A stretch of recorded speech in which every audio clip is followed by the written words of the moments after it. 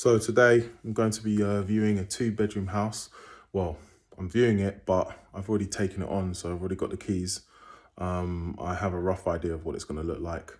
Once you get used to doing this type of business model, you can take on units without even having to see them, because you know the location and the area will work and various other factors. So I'm going to view it today. I'm going to do a little tour.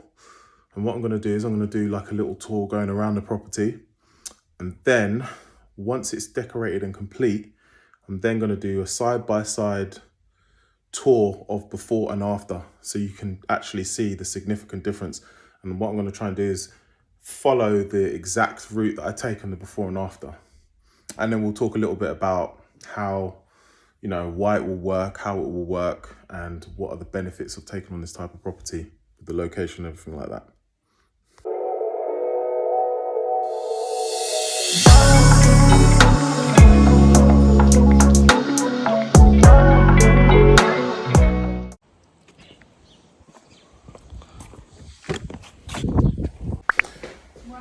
Okay, so we've arrived.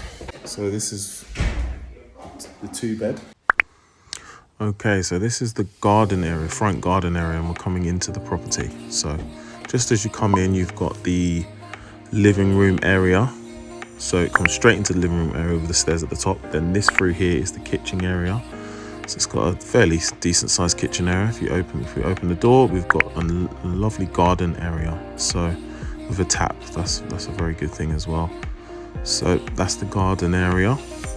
And as up the stairs, and then as we turn left, we've got a bedroom, decent sized bedroom here, bit of storage, overview in the garden. And we come through and we've got a smaller bedroom, still can fit a double though, which is good, which has got a view of the neighbourhood. And then we've got our bathroom, and this is our bathroom, fairly new bathroom. Here comes my analysis time. If you're looking at a 2-bedroom house, you can get anything between 90 a night to 120 a night. The way that I operate is I tend to operate anything studio 1 bed or 2 beds. I operate with a focus for longer term stays. So I try and aim for 2 weeks to a month and longer. Reason why is because when you're operating with smaller properties, you tend to not maximize your nightly stay on the weekends. You could get 150 a night, 160 a night on the weekends, but for me, that's not enough to justify the headache and stress of dealing with weekend getaways. So what I do is I often focus on longer term stays. Longer term stays are typically guests that are contractors, nurses, doctors, so on, people that are moving house, people that have insurance claims. So those are the people that I would focus on with a property like this. And a property like this is ideal because it's got a drive and it's got a garden. A lot of 2 beds tend to be apartments and not houses. So it's a bonus in the fact that it's a house, and it's a modern new house as well. That's a massive bonus. So technically, if you wanted to operate as a shorter term stay, USPs such as having a hot tub in the garden, such as having really nice furniture in the garden, having a barbecue in the garden. As we're moving into the summer, that's going to be a massive unique selling point. So if you have those type of things in, then you will get higher nightly rates on the weekends. However, in order to kind of maximize the nightly rates, you need to be able to have a higher amount of people staying in the property, which can be problematic. It's only a 2-bed and it's got a small double bedroom and a medium to large double bedroom. So that isn't necessarily going to work. So the focus of that is to specifically work on using it as more of a longer term stay vehicle. Service accommodation, there are many sub strategies within strategies of the business. So with that particular property, I'll definitely focus it as a longer term stay. That'll be the focus.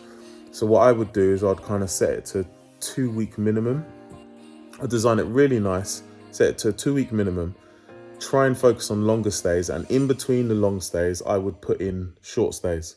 So for example, if it books for 1 month, until it books again for another month, I would have short stays. And I would keep the short stays close to the time of when it books. In the area that I'm operating in, that area focuses more on last minute bookings. So people that book during the week, and contractors and so on, they book last minute.